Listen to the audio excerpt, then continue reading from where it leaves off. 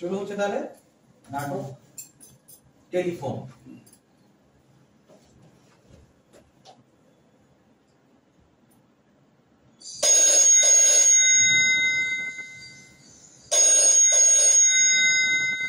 বীরেশবাবু বিরক্ত হয়ে খাটের পাশে টেবিলের ওপর রাখা টেলিফোনটার দিকে দেখলেন।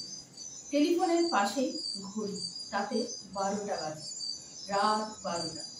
বীরেশবাবু সবে হাতের বইটা বন্ধ করে ঘরের বাতিটা নেভাতে যাচ্ছিলেন, এদিকে টেলিফোনটা বেজেই চলেছে।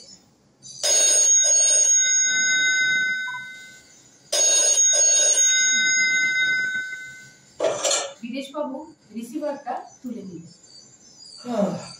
হ্যালো, 465176। ইয়েস, বীরেশবাবু আছেন? বীরেশ চন্দ্র নিয়োগী কথা বলছি। ও নমস্কার। নমস্কার। এত রাতে ফোন করেছি বলে কিছু মনে করবেন না। ঠিক আছে, কি ব্যাপার? আপনার সঙ্গে কয়েকটা কথা ছিল। আপনি কে বলছেন জানতে পারি কি? আমার নাম গণপতি সোম। বীরেশবাবুর বিরক্তিটা আবার মাথাচাড়া দিয়ে উঠল। বললেন, কিন্তু এখন তো কথা বলার সময় হবে না, আমি শুতে যাচ্ছিলাম। আর তাছাড়া আপনাকে তো আমি চিনিও না। আমি কিন্তু আপনাকে চিনি। আপনার পেশা ডাক্তারি। 3 মাস হলো এই বাড়িতে এসছেন। আগের বাড়িতে আগুন লেগে প্রচুর ক্ষয়ক্ষতি হয়, তাই আপনাকে এখানে উঠে আসতে হয়। আপনার স্ত্রী গত হয়েছেন আজ 11 বছর হলো। আপনার বয়স 55। আপনার একটি ছেলে আছে, ইঞ্জিনিয়ার। সে ভোপালে থাকে। কেমন, ঠিক বলিনি? বীরেশবাবু যার করোনায় বিস্মিত হলেন। বললেন, আপনি আপনি এত কথা জানলেন কি করে? ধরে নিন এটা আমার একটা বিশেষ ক্ষমতা। এখন বলুন, আপনি আমার কথাগুলো শুনতে চান কিনা? বেশি সময় লাগবে না? না, অবশ্যই কথার পর যদি কথোপকথন চলে তাহলে কিছুটা লাগতে পারে। ঠিক আছে, বলুন। আজ থেকে 7 বছর আগের কথা বলছি। আমার পেশা ছিল ওকালতি। আমি সেই সময় মুক্তারাম বাবু স্ট্রিটে থাকতেন, তাই নয় কি? ঠিকই বলেছেন। আপনার ছেলের নাম অরূপ। হ্যাঁ। সে তখন সিটি কলেজে পড়তো। হ্যাঁ। এটাও আপনি জানেন কিনা দেখুন, আপনার ছেলের একটি বন্ধু ছিল, নাম শ্রীপতি। তা হতে পারে। ছেলের বন্ধুদের খবর আমি সবসময় রাখতাম। এই শ্রীপতি ছিল আমার মেজ ছেলে। খুব ভালো ছেলে ছিল, যেমন পড়াশোনায় তেমনি স্বভাব ছিল। তার বন্ধুদের মধ্যে সবচেয়ে অন্তরঙ্গ বন্ধু ছিল আপনার ছেলে অরূপ। আচ্ছা। কিন্তু দুর্ভাগ্যক্রমে সে কুসঙ্গে পড়ে। তার ফলে ক্রমে তার মধ্যে অনেক বদভ্যাস দেখা দেয়।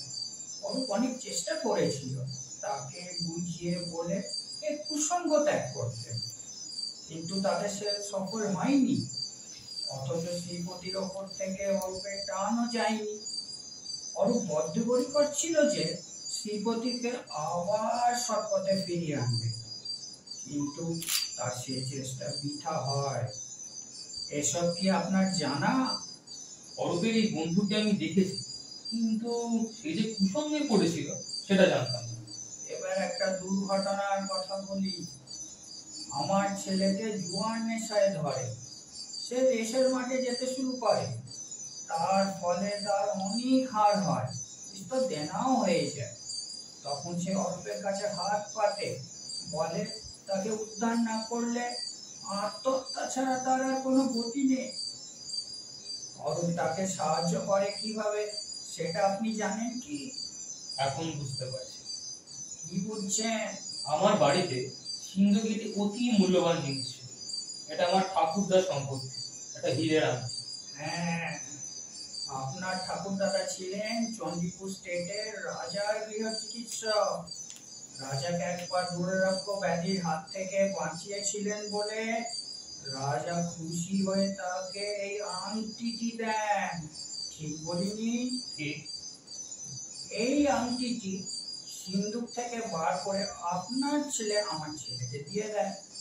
আশ্চর্য ব্যাপার, আমরা এই আংটি অন্তর্ধান রহস্যের কোনো কিনারা করতে পারি, এমনকি পুলিশও পারে। পারবেন কি করে? আপনার ছেলে এত ভালো, তাকে আপনারা সন্দেহ করবেন কি করে? তা তো বটেই। সে আংটিতে কিন্তু আপনার ছেলের কাছেই থেকে যায়। আংটিটা তার এত ভালো লেগে যায় যে সেটা সে হাতছাড়া করতে চায় না। শেষটায় আমি ছেলের অবস্থা জানতে পেরে মহাজনের কাছ থেকে টাকা নিয়ে তার দেনা শোধের ব্যবস্থা করি। সেই আংটি কি এখন আপনার ছেলের কাছেই আছে? হ্যাঁ, কিন্তু সেটা সে আপনাকে ফেরত দিতে চায়। তার আংটির শখ মিটে গেছে। আংটি ফেরত দিয়ে সে কলকের হাত থেকে রেহাই পেতে চায়। তাছাড়া আপনার ছেলের মনে একটা গ্লানি রয়েছে, সেটাও দূর করা দরকার। আপনার ছেলে কি আমার সঙ্গে দেখা করতে চায়? হ্যাঁ হ্যাঁ, এবং এখন সে রওনা হয়ে গেছে। এতক্ষণে সে প্রায় আপনার বাড়ি পৌঁছে গেছে। তার নাম যেন কি বলবেন? শ্রীপতি। আর আপনার নাম গণপতি। হ্যাঁ হ্যাঁ, আচ্ছা, আপনাদের নাম কি সম্প্রতি খবরের কাগজে বেরিয়েছে? তা বেরিয়েছে। দাঁড়ান তো, মনে করতে দিন। করুন করুন, সময়। বিদেশবাবু একটু ভাবতেই মনে পড়লো, বললেন, মনে পড়েছে, কালকে কাগজে তো বেরিয়েছে আপনাদের নাম। ব্যারাকপুর ট্রাম রোডে একটি গাড়ি আর লরিতে সংঘর্ষের ফলে গাড়ির 3 জন যাত্রী তৎক্ষণাৎ মারা যান। তার মধ্যে একজন গাড়ির চালক আর 2 জন বাপ ও ছেলে। নাম গণপতি সোম আর শ্রীপতি সোম। আপনি ঠিকই বলেছেন, আমি সেই গণপতি সোম। আপনি আপনি তার মানে? তার মানে আপনি যা ভাবছেন তাই। কিন্তু অসম্ভব। কেন অসম্ভব হবে? দেখুন তো, আপনি কোন শব্দ শুনতে পাচ্ছেন কিনা? হ্যাঁ হ্যাঁ, পাচ্ছি। কি শব্দ? আমার নিচের দরজায় করা আছে। নিস্তব্ধ রাত্রে বিদেশবাবু স্পষ্ট শুনতে পেরেছে শব্দ। তারপর টেলিফোনে শুনলেন, দরজাটা খুলে দিন, আমার ছেলে অপেক্ষা করছে। না না, আমি দরজা খুলবো না। বিদেশবাবু বুঝলেন তার গলা শুকিয়ে আসছে, তার ডান হাতে রিসিভারটা কাঁপছে। আবার টেলিফোনে কথা। দরজা না খুললেও সে ঢুকতে পারবে, সে ক্ষমতা তার আছে। এবার শুনুন তো, কোন আওয়াজ পাচ্ছেন কিনা? সিঁড়ি উঠে আসছে পায়ের শব্দ। আপনি কোনো চিন্তা করবেন না বিদেশবাবু, সে আপনাকে বিরক্ত করবে না।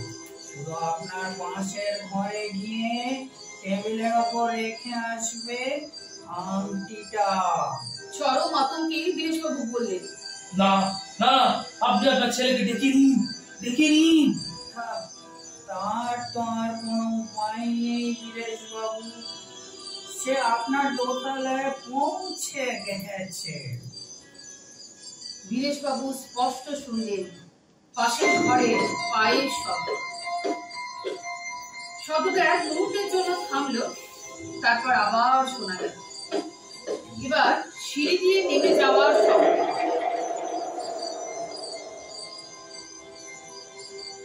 টেলিফোনে কথা এলো। এবার আপনি নিশ্চিত। আপনি টেলিফোন রেখে পাশের ঘরে গিয়ে দেখুন, আমি আসি।